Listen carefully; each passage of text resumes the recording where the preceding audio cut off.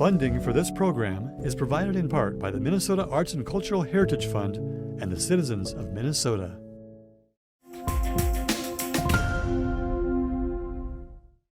This program contains language some viewers may find offensive and may be inappropriate for young viewers. Viewer discretion is advised. This program brought to you in part by Selco.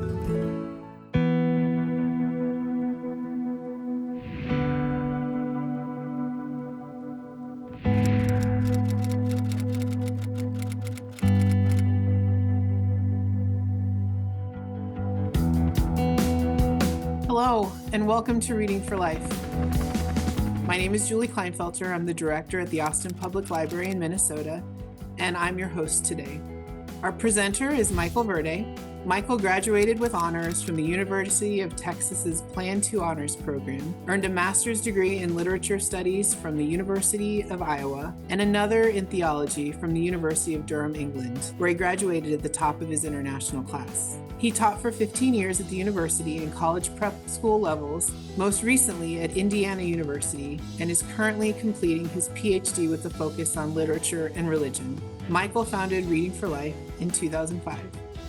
The idea that we could find each other in works of literature, maybe my imagination is doing that, would suggest that maybe we're not finding each other outside of works of literature. I mean, it's the kind of idea that if we're reading together at a certain kind of imaginative intensity, that we can get to know each other in ways that we might not if we were just, let's say, in the workplace or even in casual conversation and social settings, that there's something about works of literature that if we read it together, we could discover parts of ourselves that we might not elsewhere. In other words, literature is serving us in a role here of facilitating a kind of conversation in which something authentic about ourselves comes out, and that we connect with each other through this sharing something of substance. You can imagine that we could share stuff that was superficial, that we wouldn't really connect us deeply. But if we share something authentic, something from coming where deep inside, and you find something in me coming from deep inside, and I discover something from you deep inside, then that is bonding us together in a way that might not through other kinds of media. And I'm leaning into this because this book is called The Catcher in the Rye, which suggests that this book is trying to catch something. I mean, we could just begin with that there's something that about us that can be caught or it can be missed. And you can imagine any conversation between two people, if it's a meaningless conversation, or if both people's personas have sort of taken over what is authentic about them, then in a way, people are missing each other. And throughout this novel, almost every conversation Holden has with somebody, they're missing each other. Either because he's put on a persona, he's called himself Jim Steele, he's made up a name of himself as a kind of a character because he doesn't want to give the person his real name, or it's just because the conversation is so, as he says, phony, that there's not a real connection. So in any case, I want to keep that in mind here. And let's go back now to the thing about Holden Caulfield. Well, first of all, Holden, I think that it does sound Holden, like something we're holding. And if you combine that with Catcher in the Rye, you got holding a hand that would catch something that might be missed. For instance, a catcher also there's a mitt. His brother who died, Allie, he had a mitt. And he was out, and on this mitt, he wrote poems on the fingers of the mitt. Now, think about this as an image. There's poems, and he specifies that these poems are written on the fingers of the mitt. Now, that suggests that there's some connection, this is what we're just talking about, with the idea of catching something in poetry. In other words, these poems can catch us. We're reading this poem, and something in us that usually is missed comes out, and the poem catches it. Anyone who's had a powerful work of literature knows, oh my goodness, this story, all of a sudden I realized something about myself. It caught something in me that maybe my neighbors didn't, maybe even my good friends or the people at work. So already now you can see that there's something going on with catching and holding. Now you could imagine holding being a positive thing. If, like he says, what's he going to be, a catcher in the rye? If these children are running through the rye and they're going to go off the cliff and he holds them, well, that's a positive thing. But you could also imagine holding on to something that you won't let go of, that in a sense has frozen you. I could think for just off the from just the plot here that Holden's the death of Allie is a moment when something had happened to him traumatically. In fact, the first time that he went to a psychiatrist or a psychoanalyst or a therapist is at the death of Allie. Now that's important because this whole book, he's at a place where people go when they run down, and he has been talking to a therapist. He's telling us something while he's at this place that he's gone when he is run down. In other words, this story that he's talking is almost, you can imagine, with some kind of asylum where a madman goes. I'm using an expression he uses, and he's talking to people and he's trying to get something to come out. You can even think of therapy. You're trying to talk with somebody that you trust so deeply that something comes out authentic.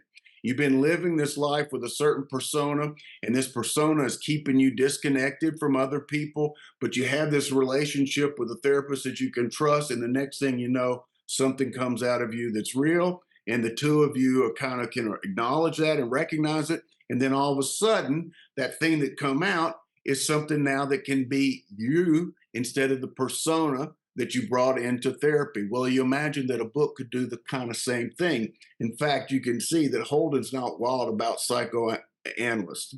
And in a sense, he's sort of saying, listen, all that head stuff is not nearly as powerful as literature. In fact, that head stuff can even take you away from things that literature can take you into. And very specifically, what that head stuff can do, if it gets too heady, is disconnect you from your own body. Now, we're still going to get back to this Holden Caulfield, but I just want to attach this Holden now as a positive or a negative, depending on the circumstances. Let's go to Caulfield. Well, first of all, you know, Caulfield, a caul is what a baby's born with, and it comes out. And I don't know a lot about biology here, but the amniotic sac is still over the baby's face. That's a baby that's born with a caul.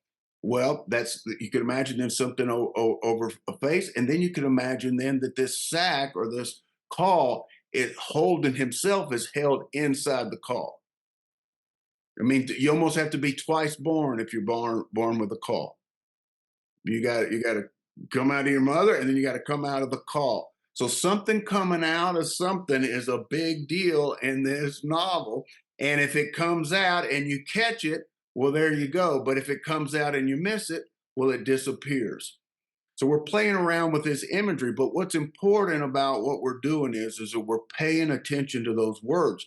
If you just read, well, and then call a field, you can imagine a field. Now, we're using our imagination. There's no right answer like in the math. In the math, you can go to the back of the book and see what that A equals means, but that isn't the kind of thing here.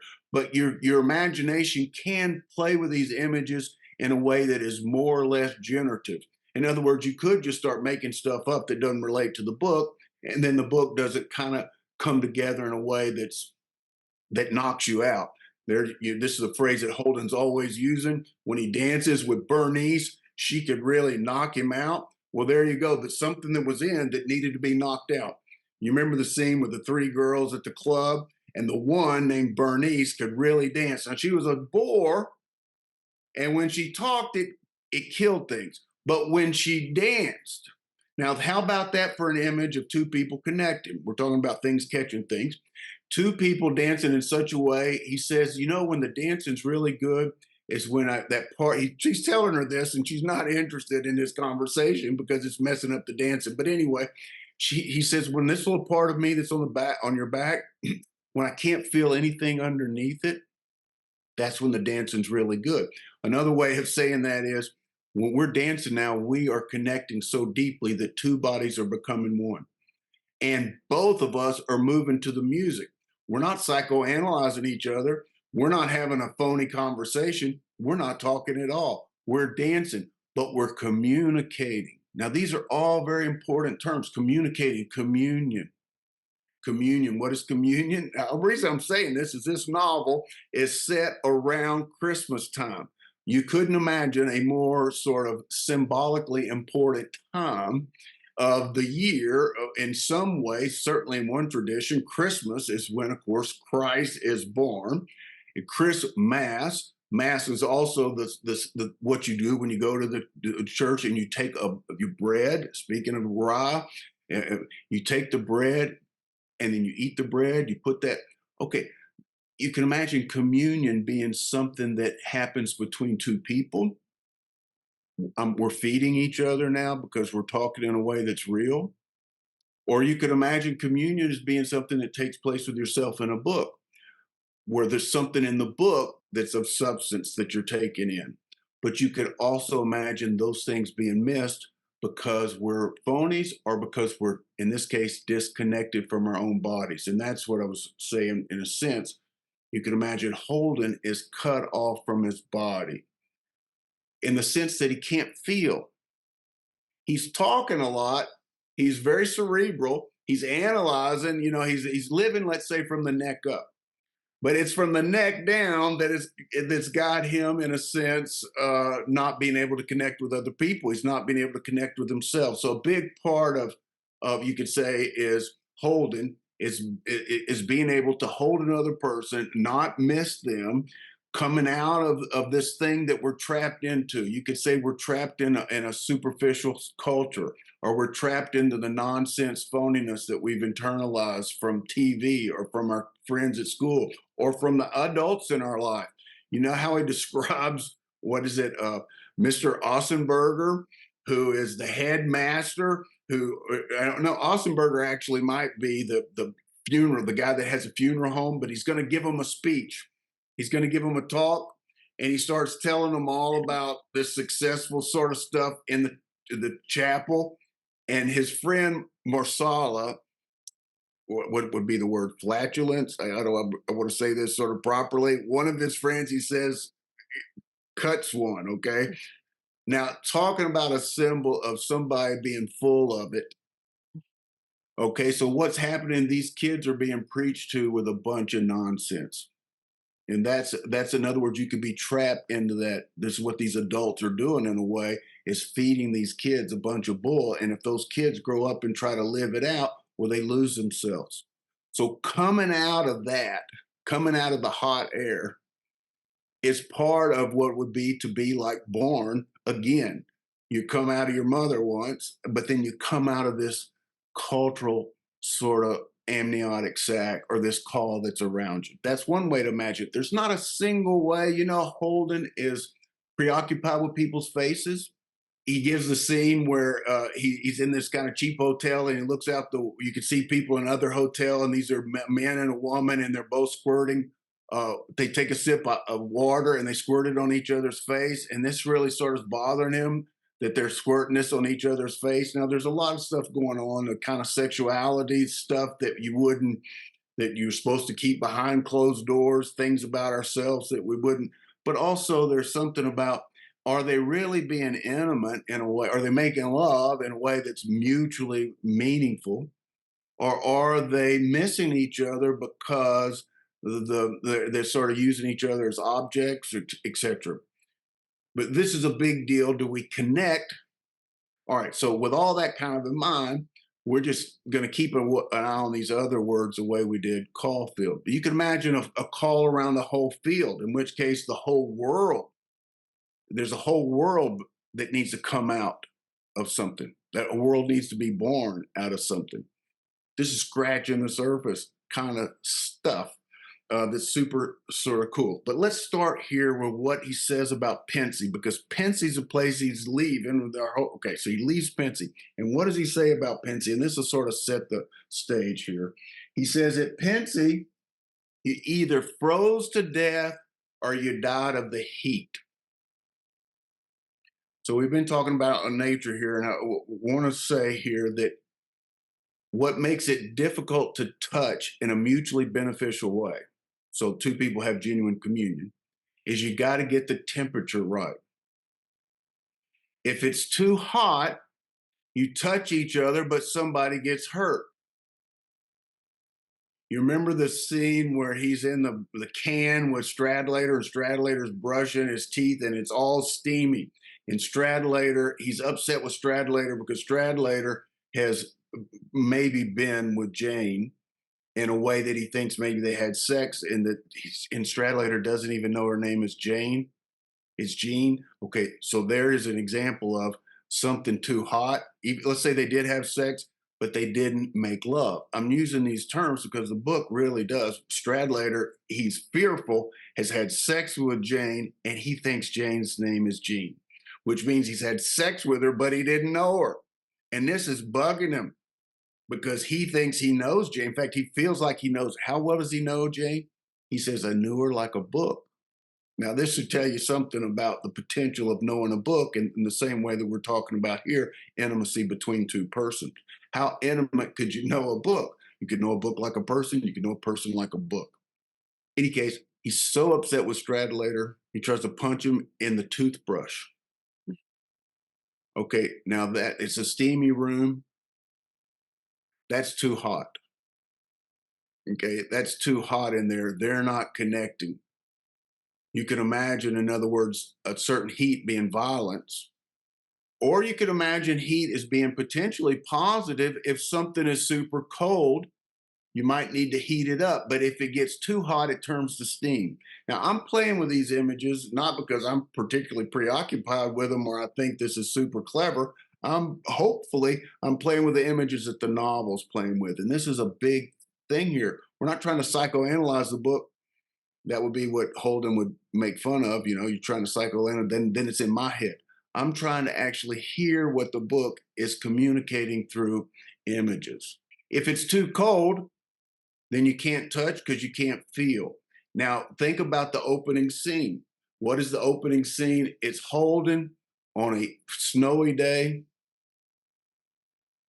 How is Holden related to his classmates well, he's not. He's up on a hill looking down on them on the snow, and his hands are frozen because he can't find his fur-lined gloves. So his hands are frozen. He goes to meet old Spencer, his teacher, his English teacher, or excuse me, I believe that old Spencer is his history teacher. Spencer's okay. And he says on page 8, this is really something incredible. He's going to tell old Mr. Spencer bye. He's knocking on the door. He's outside of the door. And he says, boy, I rang that doorbell fast when I got to old Spencer's house. Then the next sentence, I was really frozen. Now, on the surface, we could read that and he was just saying, boy, was I really cold. But if we're paying attention so that we don't miss something, what does that sentence say? I was really frozen. In other words, I'm frozen. This is Holden. He begins the novel frozen. He is isolated, and specifically, he says, my ears were hurting, which would suggest something about hearing, and I could hardly move my fingers at all. You're not going to catch something if you can't move your fingers at all. And he also connects his not being able to make a fist because when his brother Allie died, he's punching out the windows in the garage. He wounds his fist and he can't really make a fist. We're talking about Holden here. What he might be holding on might have something to do with whatever feelings got traumatized when Allie died. I don't know. We don't want to psychoanalyze the book, but something happened when Allie died that all of a sudden now he's disconnected from his own body. And you could imagine if the brother that you love died, you might not be real wild about, let's say, things that are changing. The world is dangerous. The world can take away something that you love, and one way to deal with that is I'm just not going to feel. Now, the downside of that, of course, is that you don't feel. In a way, we're getting to the real dynamic of the novel here. Holden has to learn how you can risk touching, which is to say feeling, in a world where things are imperfect. And isn't this what he can't accept? Isn't this why he loves the Natural History Museum? Because everything is exactly where it was the last time you went there. Nothing changes. Nobody dies. None of those Indians or Eskimos die. The downside is they're not real. And so this is really kind of Holden's dilemma. How do you live in a world? He goes to Phoebe's school and he sees written on the staircase there the word Fuck, and he wants to rub them all out. And then he gets to one that's been etched in there so that it's not just ink, it's actually carved in, and he can't rub it out. And then he thinks that someday that someone's going to do that to my tombstone. They're going to have my name, and then the last thing is going to be is FU. He doesn't want to live in a world like that. And yet, part of him coming out is realizing that those are the terms of being alive, those are the terms of loving. We're going to live in a world where we'll never be able to erase all the FUs. We'll never be able to keep little brothers from dying accidentally. Now, this is really kind of getting back to this Caulfield, and being able to see something face to face without being covered. So that's coming out. This is meeting each other in a moment of intimacy. As soon as you do that, you risk being hurt.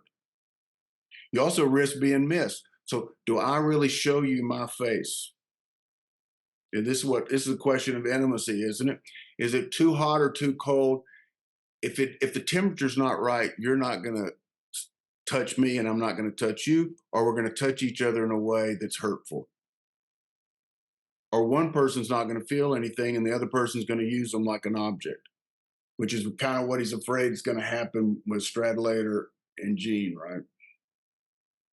One of the things that happens with Jane, excuse me, Stradlater calls her Jean. What happens with Jane is they go to a movie and she touches him on the neck.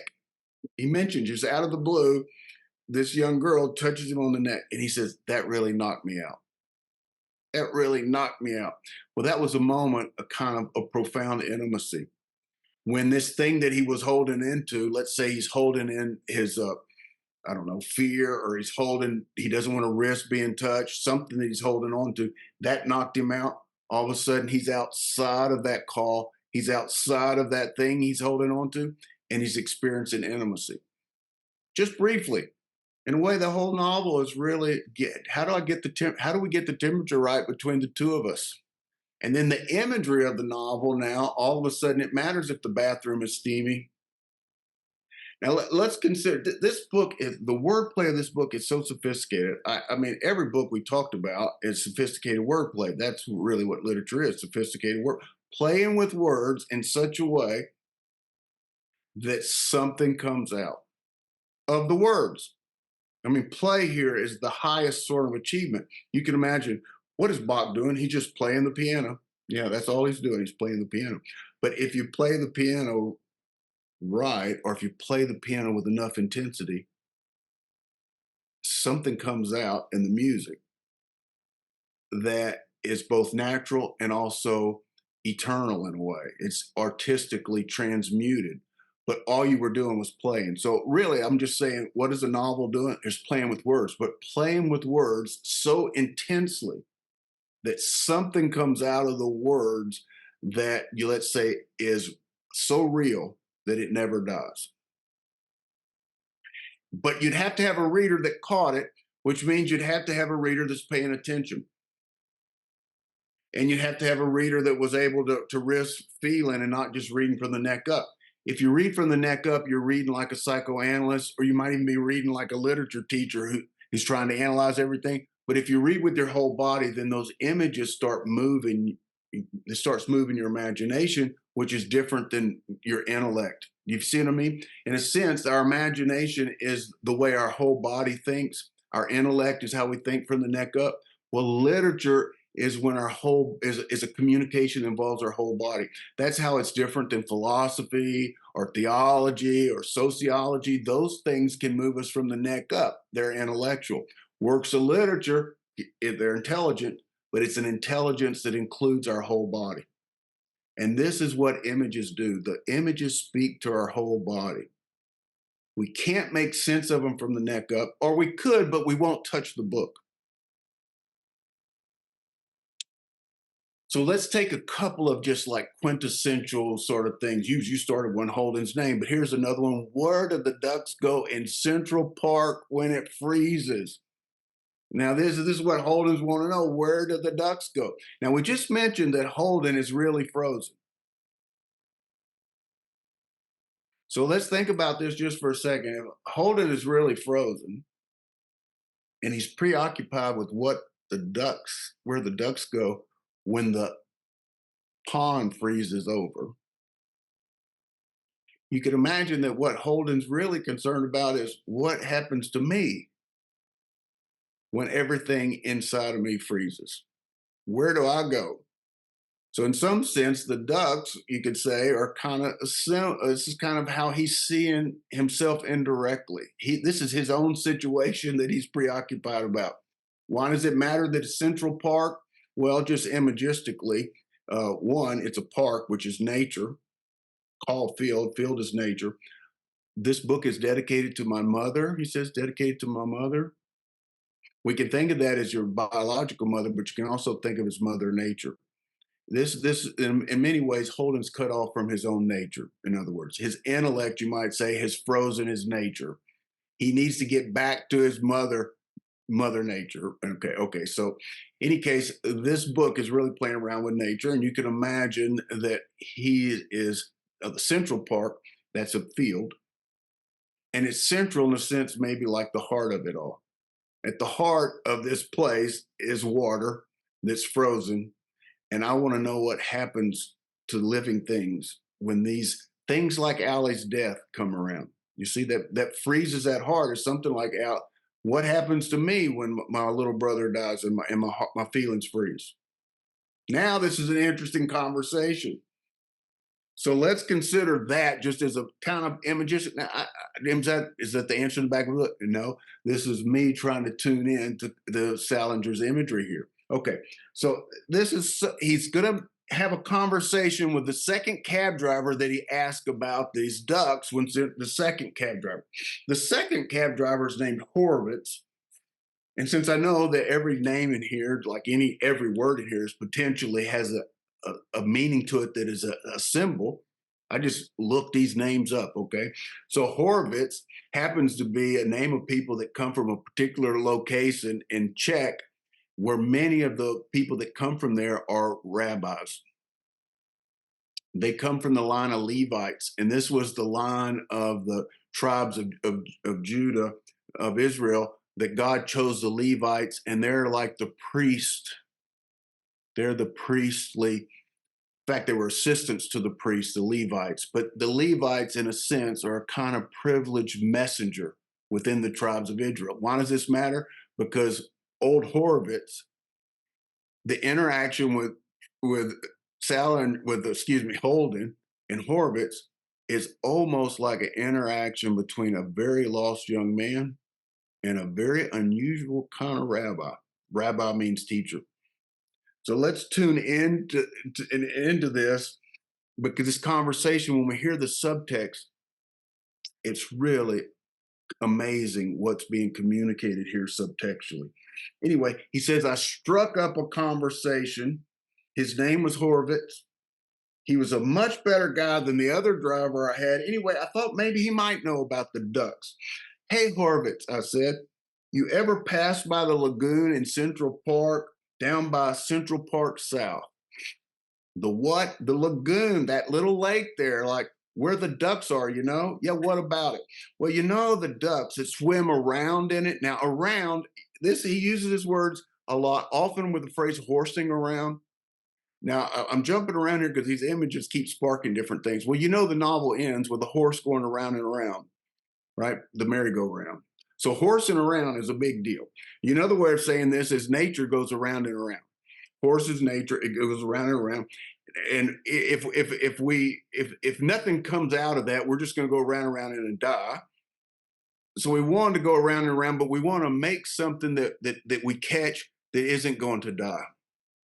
But we don't want to lose touch with nature. This is a complicated thing. You could say that you can imagine some religious people saying, well, when you get to heaven, things will be blah, blah, blah. In a way, you're rejecting your own body by saying this world doesn't really matter now. It'll be real when we get there. Well, what about what's real right here? In other words, this book is saying that our wholeness, our be able to feel, involves us being reconnected to our nature in a way that we won't be if our head's in a call, or we're going to be disconnected from nature if we've internalized all of this nonsense, phoniness.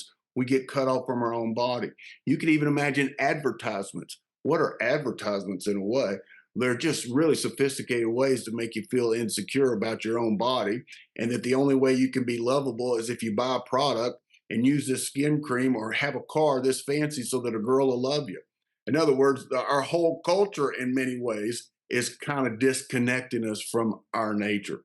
It could also be disconnecting us from works of literature too, because ideally, literature is not trying to do what an advertisement does. An advertisement is feeding on us. We like to think that something in the world is feeding us and not just feeding on us. Well, that of course brings us all back to communion and mass. This all takes place around Christmas.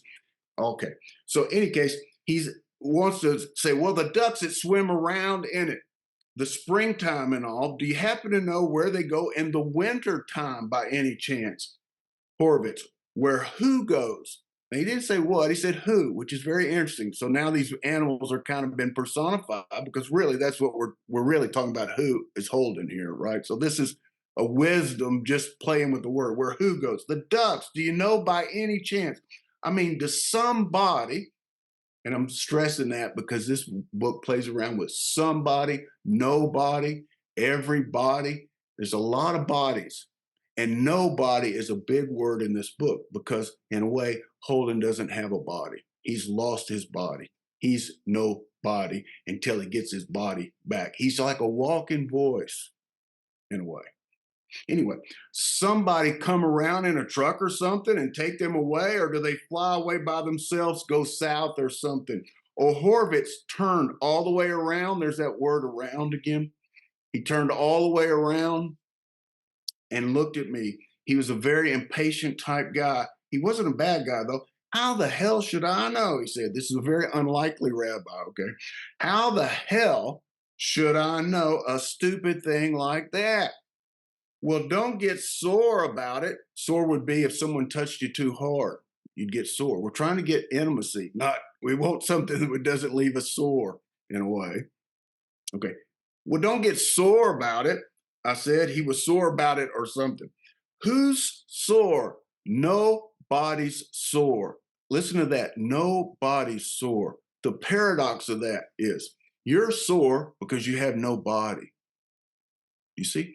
Holden's hurting because you're disconnected from your body. Nobody's sore. This is just wordplay here. What's wrong with Holden? He's lost his body because he doesn't want to feel. If you have a body, you're going to feel. Your little brother's going to die, and it's not going to be bearable. So you disassociate from your body. This is a way to think about it. I'm saying this why? Because in page 8 it says I was really frozen. Okay, you can't just say Holden's frozen because you think it's clever. There's a phrase that says I was really frozen. So that's different than analyzing the book. You're listening to the book. Okay, I stopped having a conversation with him. If he was going to get so damn touchy, it's about touching people. Can we touch each other? Okay, what does he say about his parents? I'm not going to tell you all this David Copperfield kind of crap because my parents are touchy as hell. Touchy as hell is a pretty interesting phrase, right? I don't think of hell being too touchy, or if it is touchy, it wouldn't be the kind of touch you'd want because it would burn you. Touchy as hell, in other words, is not so great. Neither would be touchy as frozen so great. We need to get a different kind of touchy. Interestingly enough, he's the manager of the fencing team. And what do you do in fencing? Touche, which is French for a touch. Also interesting, why is he the manager of the fencing team? He could have been a manager of the basketball team. Fencing team, well, what does you do when you fence? You got a little thing over your face too. That's like a call. Now, this is how the book speaks in images. It's not coming out and saying, here's the meaning of this book. These are speaking in images, but either we're tuned into it or we're not. We're allowing it to get a word in edgewise. We're allowing it to touch us and not miss it. Okay, so he got so damn touchy about it, but he started it up again himself. He turned all the way around again. There's that word around. around, another word for around in the Greek word is metanoia. It means turning your mind around. It's the same word for redemption, incidentally. It's when you change your mind. Something happens and all of a sudden you see things differently. So that's partly what's going on when he turns all around again. Being turning around again is like being saved in a way. Your mind changes. It's turned. That's what the word metanoia means. In any case, he turned all the way around again and said, the fish, now here, the fish don't go no place. Now we're imagining now this is, you can imagine a rabbi giving some counsel, spiritual counsel to a kid who's wondering what happens to me now that I'm frozen. Okay. And you can imagine there's some unlikely counsel. The fish don't go no place. Now you remember Holden's always thinking he's going to run away. He's going to go out west. He's going to have a filling station and not talk to people and fill up their cars. Okay. That means he's running away. What's he doing from Pensy? He's running away. Well, what does old Horvitz say about the fish? They don't go no place. He's getting some wisdom right here. They stay right where they are, the fish. Right in the goddamn lake. The fish, that's different, Holden says. The fish is different. I'm talking about the ducks. What's different about it? This is Horvitz. Nothing's different about it, Horvitz said. Everything he said, he sounded sore about something. It's tougher for the fish, the winter and all. This is so amazing. Than it is for the ducks, for Christ's sake. Now you can tell me or not whether the Christ's sake matters here or not. Okay, it's different. What's different? It's harder for the fish than it is for ducks, for Christ's sake. Use your head for Christ's sake. You could play around with that sentence all day. How do you use your head? You could use it for your sake. You could use it for your headmaster's sake. You could use it for your superficial mom's sake, or you could use it for Christ's sake. It's your head. Okay. I didn't say anything for about a minute. Then I said, all right, what do they do? The fish and all. The fish and all. We're talking about all living things when it freezes. When that whole little lake's a solid block of ice, people skating on it and all. Now think about that if Holden's talking about himself, that people are skating on him, which is to say they're on the surface. Nobody's penetrating. He's frozen beneath these people skating all over him. They're just words. There's nothing penetrating. Okay, this is the subtext here, but we're missing it if we're not following the images. Okay, like there's a solid block of ice, people skating up. Whole Horvitz turned around again. If you didn't get how many times he's turning around, this novel, it won't be the novel's fault. What the hell you mean? What do they do? He yelled at me. They stay right where they are for Christ's sake. If you didn't get the first Christ's sake, here's the second. Okay? They stay right where they are for Christ's sake.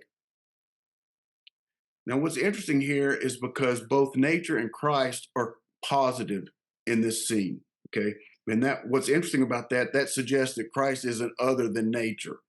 In other words, finding Christ doesn't mean cutting yourself off from your body. We've talked about this in quite a few books, that the spirit and the body are actually not two different things. In some versions of Christianity, the spirit is the pure thing that's not the body, and not a single work of literature has any book endorsed the idea that the spirit is separate than the body.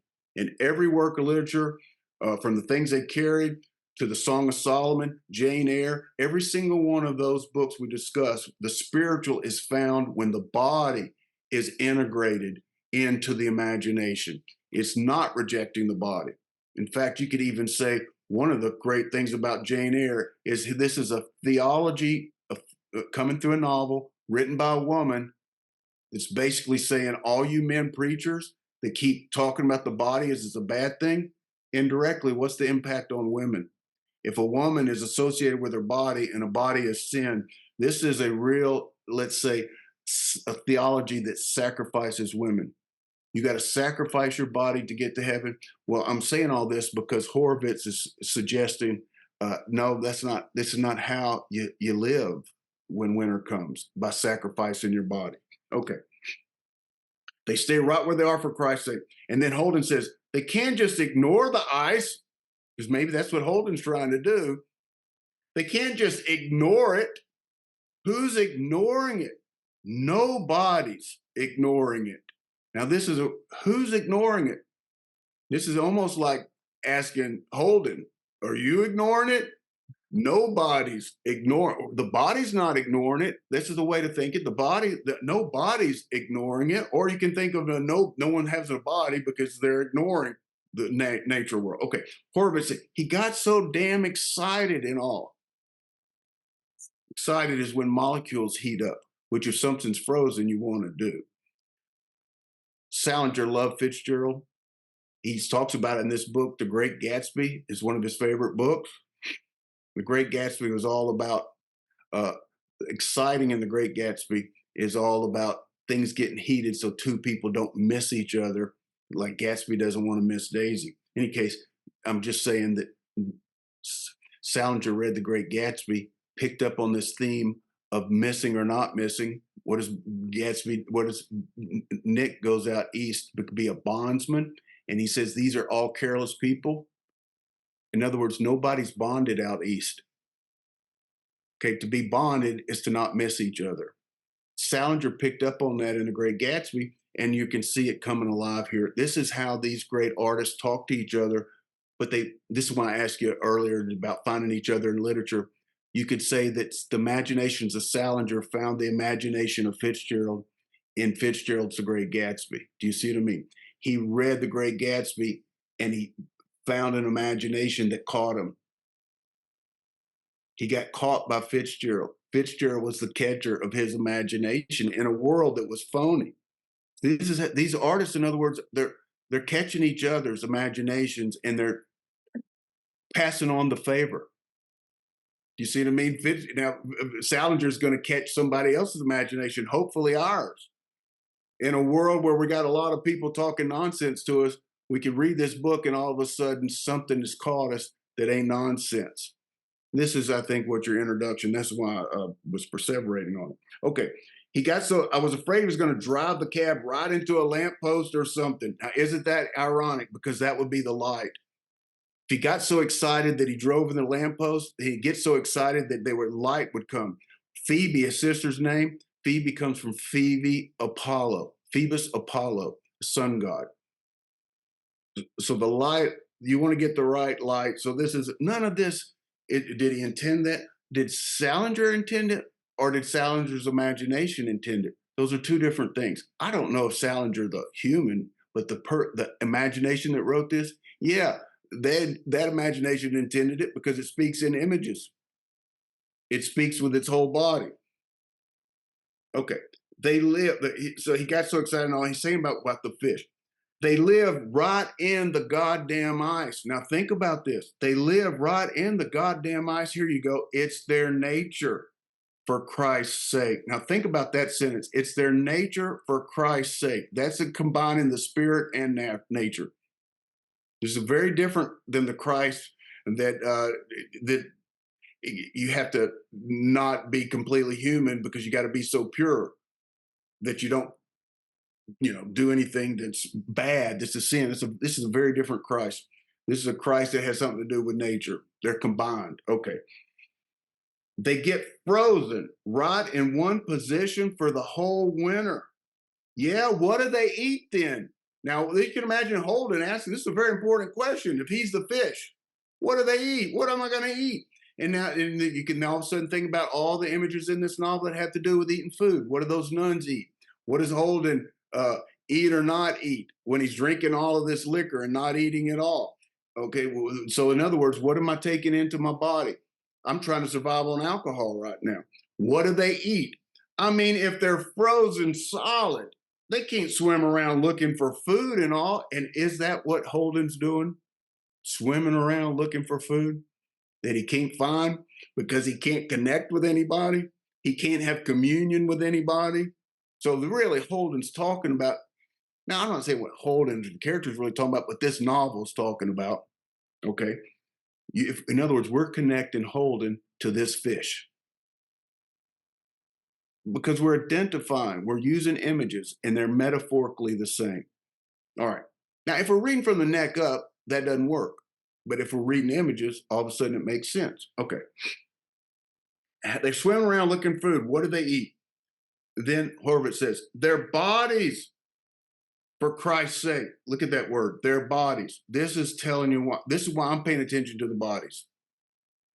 This is Horvitz saying their bodies, for Christ's sake. What's the matter with you? Matter is also something that's in the body, right? It's matter, it's material, it's of the earth. This is what mother means. From matter for mother is the same word etymologically. It's the matter. Okay, this is nature. Their bodies take in nutrition and all right through the goddamn seaweed and crap that's in the ice. Now, think about the profundity of that. Their bodies actually know how to eat. Now, your neck, from the neck up, you don't. Your body does.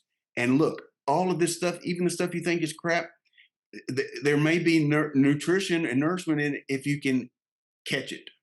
Okay, so even the seaweed and crap that's in the ice, weed is something you think of as negative, but there's no negative or positive unless you can't hear. You see what I mean? There's nothing naturally negative. There's nothing naturally good or bad. That would be all from the head. Nature doesn't know anything about good and bad. It only knows stuff about life and death. We come in and we start saying good and bad.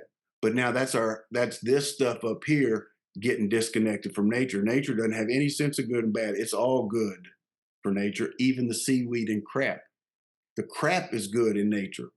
Now, this is why you can see crap all over this novel. It's not just throwing in a curse word. It's suggesting even the crap is part of the natural world. And if you can't accept the crap, then you ain't in nature. All of this in one little back and forth with Horvitz. They got their pores open the whole time. Their pores open. This is what Holden has to learn to do, open his pores. But he's frozen. You see, he's got to make himself permeable to the world, which would mean he's got to come outside of that thing that call you could think of. He's got to open his pores to the world again.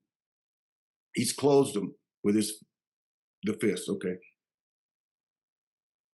They got to open their pores the whole time, not just when it's positive.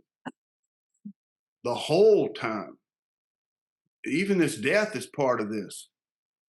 I mean, this is the inside and the end, right? Those kids are going to grab for the golden ring and they're going to fall, and you got to let them. You can't keep them from falling because that's what it means to be alive. Well, you got to keep your pores open the whole time. Right now, you closed your pores because it hurt. You got to keep them open right now. And guess what? You're not going to die because Mother Nature's going to know how to feed you. You got to trust that something's going to know how to take care of your body, and it won't be just from your neck up. Mother, okay. This is why this book is to the mother, okay? All right.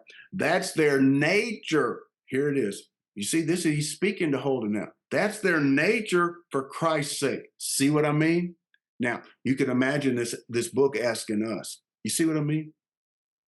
And probably, I don't know, however many readers, every once in a while, one does.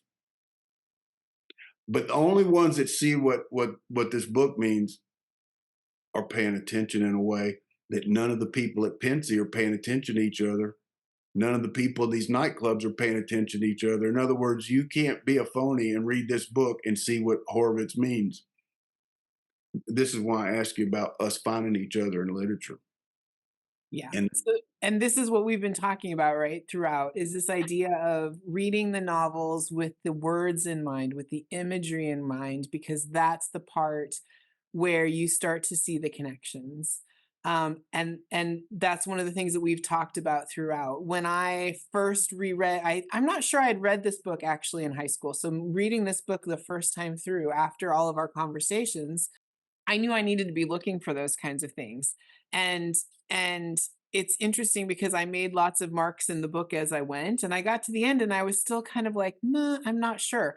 But after listening to what you've said, even just in this 40 minutes or so, those images are what starts to pull things together. And then you go from a book where I maybe had thoughts of, is this book really relevant anymore? Is it so because of when it was written? Does it have anything to do with me? It's written by a man, the main character is a boy.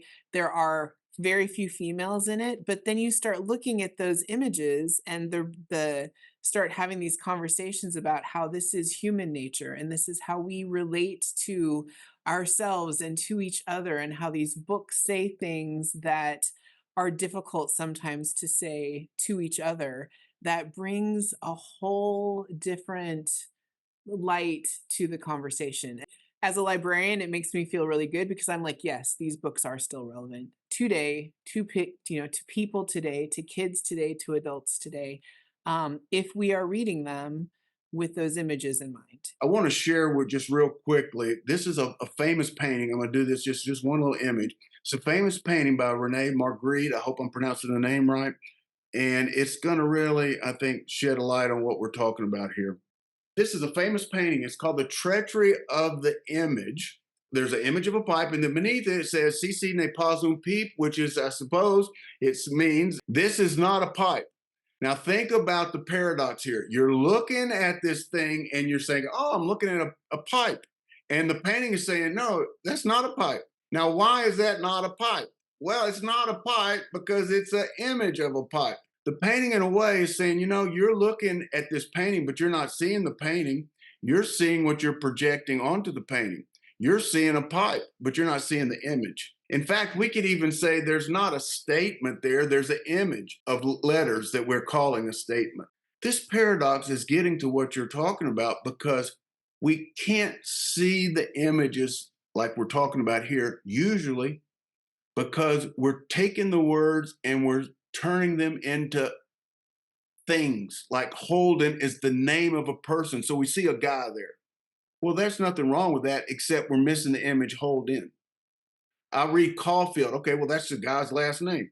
Okay, yes.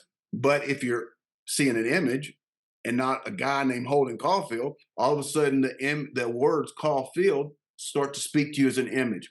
So this is how literature is different from any other work of literature. It's speaking a language within a language. It's speaking the language of images in English. You can even say you're reading English, but it's speaking images.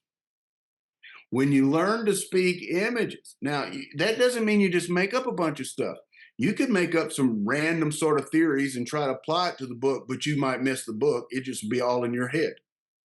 That's a way of misreading. One of the things that we've talked about with Reading for Life is that idea that reading these books in this way and having conversations then with other people about what they're seeing brings so much more to the novel than what you maybe would experience on your own. So as we continue to do these lectures and then the podcasts that follow, we break some of those ideas down a little bit more in the hopes that people will think about these novels again and maybe pull them out off their bookshelf and dust them off and read them again and have those conversations again. I think at that point, do you have any kind of closing words or anything for the people listening out there today? This notion that we started out with Holden Frozen, but how does the book end?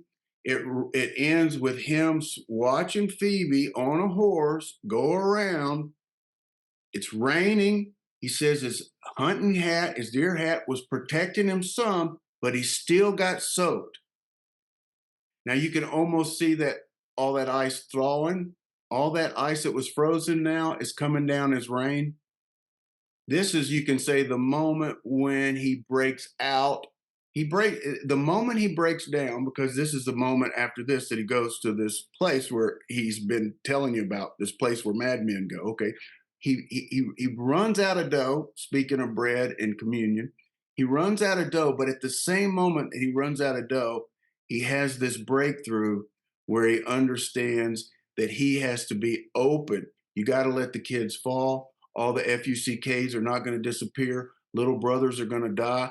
My hunting hat protects me some, but I'm still getting soaked. This is what old Horowitz told him. Open your pores. And guess what? It won't be you saving yourself from being so smart from the neck up. Mother Nature, or you could say Mother Nature for Christ's sake, might actually know what you need to get through the winter. So this novel really comes to a beautiful climax where all that frozen stuff gets the temperature just right. And Phoebe's going around in a circle, which I said Phoebe's comes from Phoebe Apollo. That's the sun has come out and melted the ice. And look, he isn't dead. Something new how?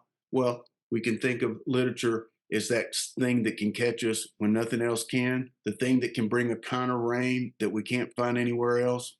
And I love the idea that you just shared that if we learn how to talk with each other instead of at each other. I think of how many things on TV are the opposite of people finding each other by opening their pores and touching each other. It's either too hot or too cold on TV. And I think these days it's all about being too hot.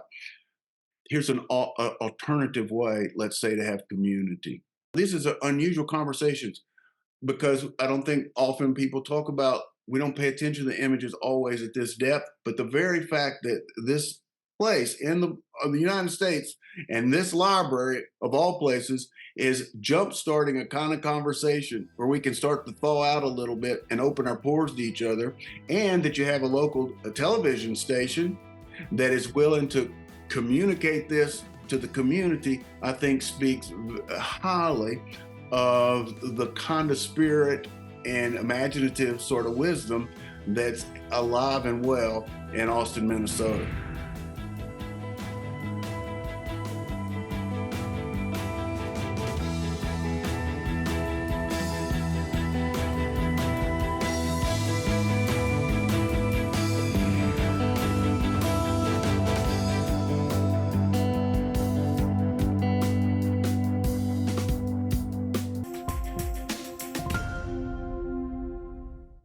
Funding for this program is provided in part by the Minnesota Arts and Cultural Heritage Fund and the citizens of Minnesota.